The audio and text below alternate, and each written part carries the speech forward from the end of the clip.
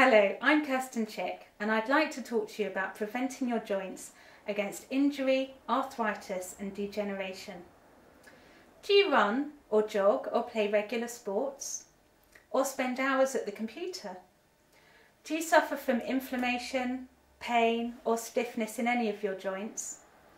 Are you concerned about osteoarthritis or rheumatoid arthritis? We all need to be taking good care of our joints. Our hips, knees, wrists, neck and other joints all have important roles to play in our day-to-day lives. And yet 1 in 4 visits to the doctor concern a joint-related problem. From sports injuries, repetitive strain and frozen shoulder to rheumatoid arthritis and osteoarthritis. We know that many of us are now seeking alternatives to anti-inflammatories, as glucosamine accounts for 1/3 of all recorded food supplement sales in the UK, a fact that on its own highlights how common joint problems are. And 30,000 of us visit an osteopath every day. But how many of us are aware that diet can play a major role in the symptoms of structural and joint conditions, including arthritis? So what are joints?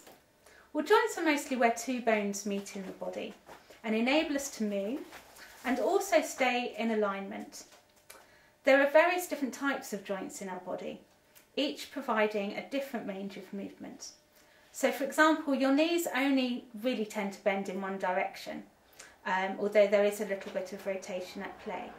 But your shoulders and your hips contain ball and socket joints, which contain much more scope for rotation.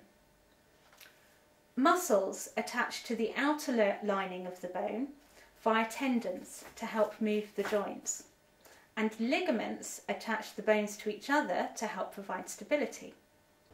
Cartilage is a tough gristle-like substance that covers and protects the bone, and thick synovial fluid is often present to help oil the joints and also absorb shock. These are all made of varying types of connective tissue, which essentially means that they're fluid, dynamic, living tissue that requires continuous bathing in nutrient-rich fluids that also help to carry waste and debris away. So we need to ensure that we are well nourished and hydrated to provide this kind of support. Cartilage is slightly different in that it's lacking blood vessels, which means it absorbs these nutrient-rich fluids more slowly. That's why cartilage injuries always take much longer to heal. Another form of connective tissue known as fascia surrounds and infuses our muscles and also our bones and other tissues. It's like a nurturing, elastic, supportive, shock-absorbing web. Fascia also likes to be well hydrated in order to hold its integrity and do its job properly. So what causes joint problems? Well, misalignment of bones and joint strain can be due to sudden careless movement or injury, such as a twisted ankle, repeated constrained movement, as in repetitive strain injury or tennis elbow, or an unequal pull of fascia or muscles. This unequal pull may be quite away from the painful area, so that muscle or fascial tightness in one area of the body can cause problems in a seemingly unconnected part of the body. Wherever there is tightness, we can look for a lack of magnesium in that area.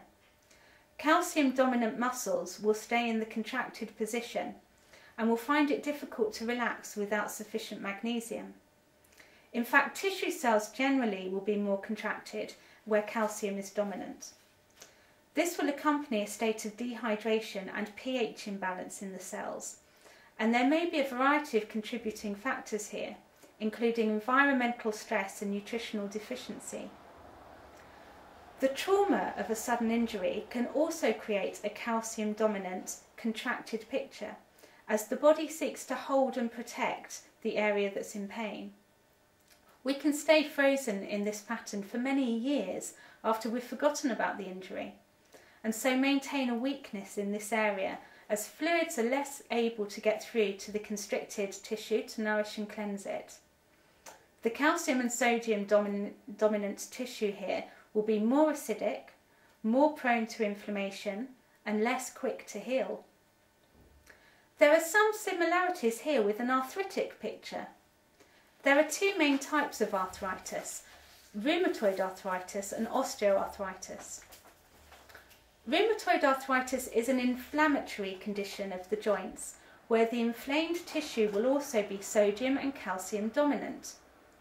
Sometimes arthritic nodules due to calcification are even laid down in the affected area. In addition, there is a well-documented thyroid link. The digestive tract can also be affected, and digestive secretions may dry up, so there may be a malabsorption problem in addition to other factors to consider. Osteoarthritis is a degenerative condition affecting the bone and the cartilage. This can be caused by poor nutrition, malabsorption, wear and tear or injury, or a combination of the above.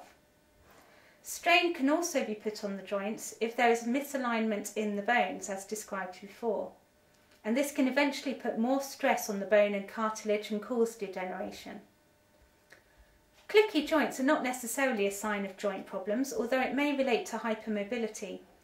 The sound is usually gases escaping from the synovial fluid in the capsule when it is stretched, and isn't itself a cause for concern. However, while there is no proven link, for example, between frequent knuckle cracking and arthritis, putting such repeated stress on your joint could potentially cause damage. In its infinite wisdom, the body will try to limit arthritis to the extremities, perhaps the fingers or the toes. But as the situation becomes more chronic, the arthritis can become more widespread, or, for example, in the case of ankylosing spondylitis, move deeper into the body towards the spine. So with a nutritional approach to joint support, what can we do to help? Well, first of all, let's look at injuries. Injury prevention would involve ensuring our joints and connective tissue in general are mobile, well-nourished and hydrated. Dehydration and tightness can make injuries and strains much more likely to occur.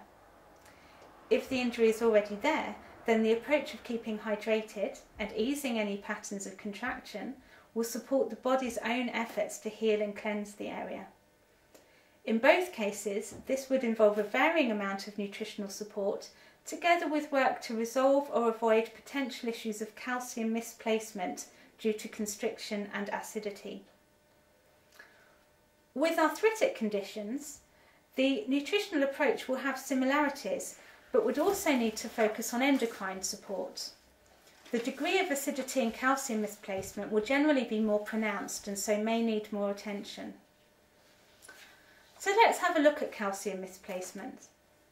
From a holistic point of view, the body is literally dumping waste materials, particularly calcium and sodium, into the joints as it's been unable to keep them in their proper place or eliminate them from the body. This may be due to liver overload, constriction or acidity. Calcium prefers to be in the blood or the bones to carry out vital duties there, ranging from keeping our bones strong to regulating our heartbeat. However, where there's a pH imbalance in the tissues and around the joints, calcium will tend to stay in the affected areas to help buffer that acidity. Sodium will get locked in alongside calcium rather than keep flowing around the body, as it prefers to, which helps to keep us hydrated. Calcium dropping out of solution can contribute to calcified deposits, and the sodium will contribute to inflammation. The integrity of the various types of connective tissue that make up the joint will be impaired, and there will be a reduced flow of nutrients and the hormone-rich fluids that could help repair any damage and carry away the toxicity.